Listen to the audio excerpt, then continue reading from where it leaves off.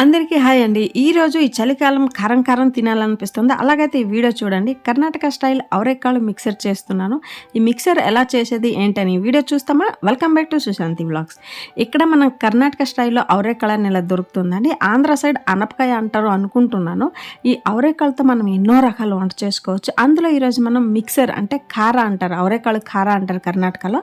అంటే ఈ అవరేకాళ్ళది తొక్కలు యూజ్ చేయమండి. ఇలాగ తొక్కలు ఒలుసుకొని ఆ గింజలు మాత్రం యూజ్ చేసుకుంటాం. ఆ తొక్కలు కొంచెం మందంగా ఉంటుంది, ఎవరు యూజ్ చేయరు.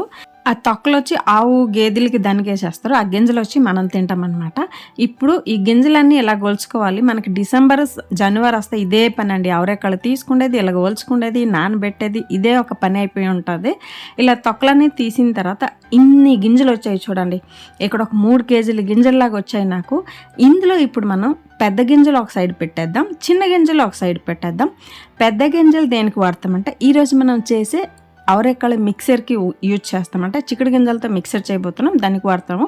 ఇక్కడ చూడండి, పెద్ద సైజు గింజలు తక్కువ వచ్చాయి, చిన్న సైజు గింజలు ఎక్కువ వచ్చాయి. ఇప్పుడు పెద్ద సైజు గింజల్లో తగినంత నీరు వేసుకుని ఓవర్ నైట్ మూత పెట్టి ఒక సైడ్ నానబెట్టాలి. అంటే ఒక 6 గంటలైనా నానాలండి. ఆ తొక్క రావాలంటే నానాలి. ఇక్కడ ఈ చిక్కుడు గింజలు, చిన్న గింజలు ఉన్నాయి కదా, దీంతో మనం పొంగల్, పులావ్, ఉప్మా, సాంబార్, కూర ఏదైనా చేసుకోవచ్చు, అన్ని వెరైటీలు చేసుకోవచ్చు. నెక్స్ట్ రోజు మార్నింగ్ చూడండి ఎంత బాగా నానిపోయి ఉన్నది. ఓవర్ నైట్ పెట్టాం కదా, నానిపోయింది. ఇప్పుడు దీనిలో ఉన్న పొట్టు తీసుకుని మనం గింజలు అనేది ఇలా తీసుకోవాలా, ఓకేనా? మనం మిక్సర్కి ఈ పొట్టు లేకపోయిన గింజలు వాడుతున్నాము, దానికోసమని ఇలా గింజలు తీసుకోవాలి. పొట్టు అనేది సపరేట్ చేసుకోవాలి. ఈ గింజల్లో గ్రీన్ కలర్ ఉంటుంది, క్రీమ్ కలర్ గింజలు కూడా ఉంటుంది. చూడండి ఎంత పొట్టు వచ్చింది, ఇంత గింజలు వచ్చింది. ఇప్పుడు ఆ గింజలన్నీ ఒకసారి వాష్ చేసుకున్న తర్వాత ఒక డ్రై క్లాత్ మీద ఆరబెట్టాలి. అంటే ఆ నీరంశం ఏది లేకుండా, మనం డీప్ ఫ్రై చేస్తాం కదా, నీరు లేకుండా బాగా ఆరిపోవాలన్నమాట.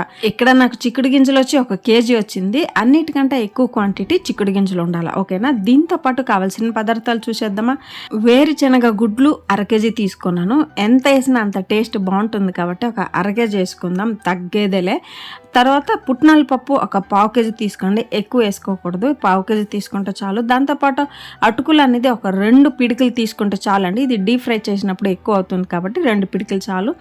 దాంతోపాటు మనకి తెల్లుల్లి ఒక 2, ఎండుమిర్చి ఒక 5 నుండి 6, కరివేపాకు ఒక 5 రెబ్బలు, ఆవాలు వచ్చేసి 1 table spoon, 1.5 table spoon quantity చూసుకుని మనం తీసుకోవచ్చు. హింగు కొంచెం. ఇక్కడ నేను ఎండు కొబ్బరి వాడుతున్నాను, పచ్చి కొబ్బరి వేయొద్దండి, ఎక్కువ రోజులు స్టోర్ పెట్టుకుంటాం కాబట్టి ఎక్కువ నిల్వ ఉండదు.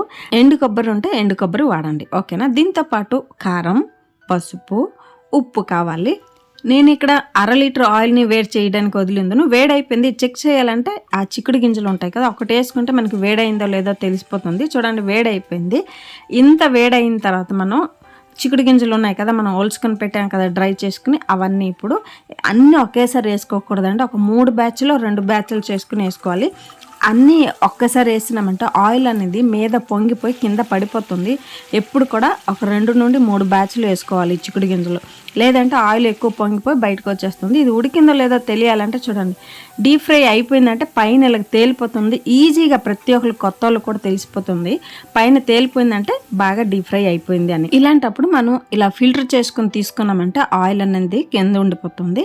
ఇప్పుడు సెకండ్ బ్యాచ్ కూడా ఇలా వేసుకుంటాం, కొంచెం కొంచెమే వేసుకుందామండి, అన్నీ ఒకసారి వేయొద్దు, నూనె బయటికి పడిపోతుంది కాబట్టి కొంచెం కొంచెం వేసుకోవాలి. సౌండ్ చూసారా ఎంత టంగ్ టంగ్ టంగ్ సౌండ్ వస్తుంది, అలాగా డీప్ ఫ్రై చేసుకోవాలి. ఇప్పుడు రెండో బ్యాచ్ కూడా అయిపోయింది. ఒక మిక్సర్ బౌల్ ఇలాగ వేసుకున్న తర్వాత వేరుశనగ పప్పు ఉన్నది కదా, అవి కూడా వేసుకోవాలి. ఇంకొక విషయం ఇంపార్టెంట్ ఏంటంటే మీడియం ఫ్లేమ్లో ఫ్రై చేసుకోవాలండి, హై ఫ్లేమ్లో ఫ్రై చేయొద్దు, అన్నీ మాడిపోతుంది. ఇలా వేరుశనగ పప్పు ఇలాగా కొంచెం గోల్డెన్ బ్రౌన్ కలర్ వచ్చిందంటే తీసేయండి, మంచి కలర్గా ఉంటుంది, టేస్ట్ కూడా సూపర్గా ఉంటుంది. నేను ఇక్కడ పుట్నాల పప్పు వచ్చి డైరెక్ట్ ఆయిల్లో వేయడం లేదు, డబుల్ బాయిల్ మెథడ్లా డీప్ ఫ్రై చేసుకుంటున్నాను. ఎందుకంటే ఆ ప్యాన్లో వేసినామంటే తీసేది కష్టం అవుతుంది, ఎక్కువ మాడిపోతుంది, గింజలు ఆయిల్ కూడా పీడ్చుకుంటుంది. ఇలా డబుల్ బాయిల్ మెథడ్ చేసేస్తే ఈజీగా తీసివచ్చు, మనకి టెన్షన్ లేకుండా పని అయిపోతుంది. ఎండు కొబ్బరికాయ ముక్కలు వచ్చి ఇలాగా ఈ సైజు కట్ చేసుకున్నాను, ఎక్కువ చిన్న సైజు కట్ చేసుకోవద్దు, ఈ సైజు మరి కొంచెం పెద్ద సైజు ఉన్నా ఓకేనండి. ఇది కూడా నేను డబల్ ఫ్రై మెథడ్గా యూజ్ చేస్తున్నాను, ఎందుకంటే వేగం మాడిపోతుంది, 1 నిమిషం 2 నిమిషాలకి మాడిపోతుంది కాబట్టి జాగ్రత్త అండి. ఇప్పుడు అటుకులు ఫ్రై చేసుకుందాం. అటుకులు కూడా కొంచెం ఒక పిడికిడేస్తే అది ఇన్ని అవుతుందండి. దానికోసమని ఎప్పుడు ప్యాన్లో డైరెక్ట్ వేయకూడదు, ఇలాగ డబల్ డీప్ ఫ్రైగా చేసుకోవాలి. నెక్స్ట్ వచ్చి అటుకులు ఎక్కువ తీసుకోకూడదండి, ఒక 2 పిడికలు తీసుకుంటే చాలు. చూసారు కదా ఎలా ఫ్రై అయిపోయింది, ఎక్కువ క్వాంటిటీ అవుతుంది.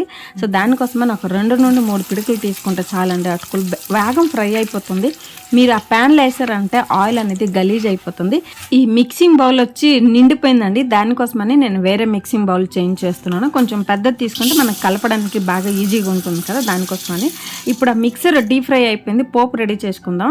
ఒక ప్యాన్లో ఒక 3-4 టేబుల్ స్పూన్ ఆయిల్ వేసి, హింగు కొంచెం, 1 టేబుల్ స్పూన్ ఆవాలు వేసుకుని, కరివేపాకు, ఎండుమిరపకాయలు, తర్వాత మనం దంచుకొని పెట్టుకున్న తెల్లుల్లి వేసుకుని కొంచెం డీప్ ఫ్రై చేసుకోవాలి, అంటే తాలింపులాగా రెడీ చేసుకోవాలి. ఇక్కడ నాకు కొంచెం ఆయిల్ సాలేదని మరి కొంచెం ఆయిల్ వేసుకున్నాను. నెక్స్ట్ వచ్చి పసుపు ఒక 1/2 టేబుల్ స్పూన్ వేసుకోవాలి. క్వాంటిటీ ఎక్కువ ఉంది కదా, ఆ క్వాంటిటీకి సరిపడా ఒక 1/2 టేబుల్ స్పూన్ పసుపు వేసుకుని, ఆ తెల్లుళ్ళంతా కొంచెం మాడాలి, అంటే అలాగని ఎక్కువ మార్చకూడదండి, కొంచెం మనకు తెలిసిపోతుంది పోపు రెడీ అయిందని తెలిసిపోతుంది. ఇప్పుడు పోపు తెచ్చి మిక్సర్లో వేసిన తర్వాత ఒక 1/2 టేబుల్ స్పూన్ ఉప్పు, 1 టేబుల్ స్పూన్ కారం ఉప్పు అనేది మీ క్వాంటిటీ మీద వేసుకోండి. ఉప్పు కారం వేసిన తర్వాత బాగా కలుపుకోండి. ఇంతవరకు మా వీడియో చూసినారంటే మీకు ఈ వీడియో నచ్చినట్టేని. మా వీడియో నచ్చినట్టయితే లైక్, షేర్ అండ్ సబ్స్క్రైబ్ చేయండి. నెక్స్ట్ వచ్చి సబ్స్క్రైబ్ చేస్తే గంట బటన్ ఆన్ అవుతుంది. మీరు గంట బటన్ ఆన్లో పెట్టుకుంటే మేము వీడియోలో అప్లోడ్ చేసిన వెంటనే మీకు వచ్చేస్తుంది, ఓకేనా. ఇప్పుడు కారంగా అవరేకాయల మిక్సర్ రెడీ. ఈ చలికాలం కారం మిక్సర్ పక్కన ఒక వేడివేడి టీ ఉంటే సూపర్ అండి. జీవనంకి ఏం కావాలి కదా. ఈ వీడియో నచ్చినట్టయితే like, share and subscribe to Sushanti blogs.